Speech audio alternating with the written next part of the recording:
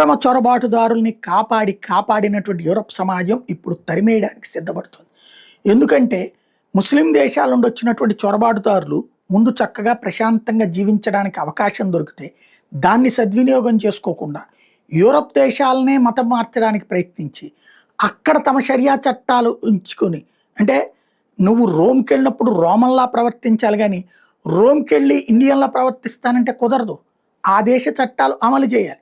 వీళ్ళు అలా కాకుండా నీ చట్టం నాకు తెలియదు, నా చట్టమే నీ దేశంలో అమలు అవ్వాలి, అట్లా అమలు అవ్వదంటే కనుక నువ్వు వివక్ష చూపెట్టేట్టు అంటూ ప్రపంచం అంతా అల్లరి చేస్తానంటే విరక్తి చెందడం ఒక ఎత్తు. ఆయా దేశాల్లో తప్పుడు పనులు చేస్తూ తప్పించుకునే ప్రయత్నాలు చేస్తున్నటువంటి వేళ ఇప్పుడు అదే షరియా చట్టాలు అమలైతే దొంగతనం చేస్తే చెయ్యి నరకాల, రేప్ చేస్తే రాళ్లతో కొట్టి చంపాలి.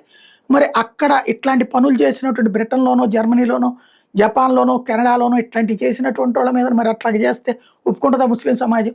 షరియా చట్టాలు తమ పెళ్ళిళ్ళకి, తమకు సంబంధించినటువంటి విడాకులకి వరకు వర్తిస్తున్నాయంట.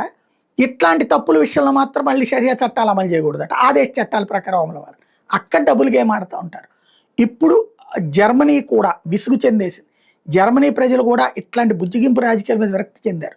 అక్కడ ఇస్లామీకరణ వైపుకి విరక్తి చెందారు. దీంతో 70,000 మంది అక్రమ చొరబాటుదారుల్ని డిపోర్టేషన్ ఫస్ట్ ఫేజ్లో చేయబోతున్నారు. మిగతా వాళ్ళను కూడా పంపించేయడానికి సిద్ధపడుతున్నారు.